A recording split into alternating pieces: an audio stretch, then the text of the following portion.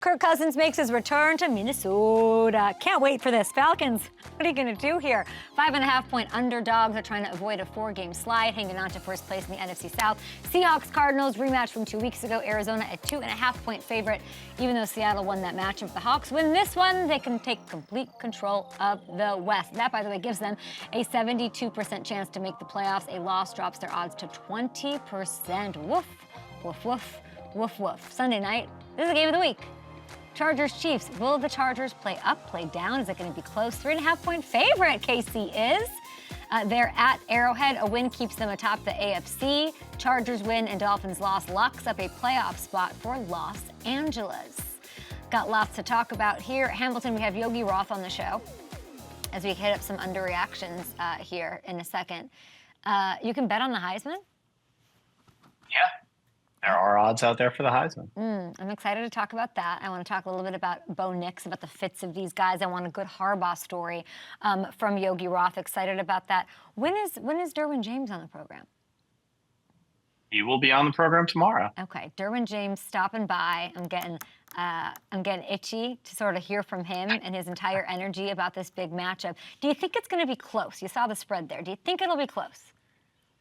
I do. I do think it's going to be close. I think, well, first of all, it hasn't been, the Chiefs haven't made it easy for themselves against anybody. They make sure it's a close game no matter who they play.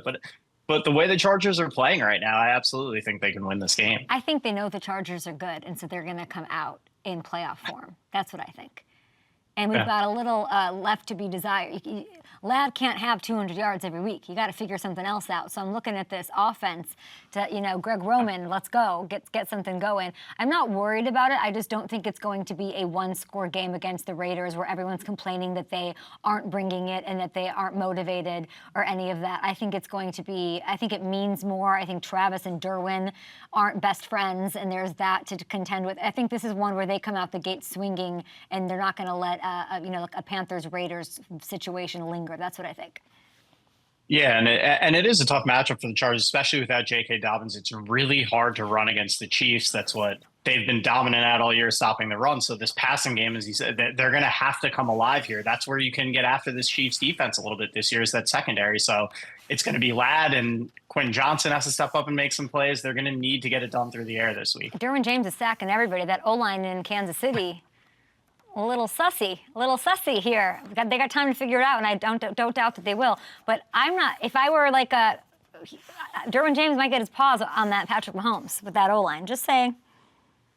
Yeah, there are going to be opportunities. I'm interested to see is they signed DJ Humphries to play left tackle in the middle of the season. We haven't seen him take over there yet as he's getting acclimated. Is this going to be the week for that? That's going to be an interesting thing to watch there too. Kirk Cousins, how many interceptions do you think he throws against the Vikings?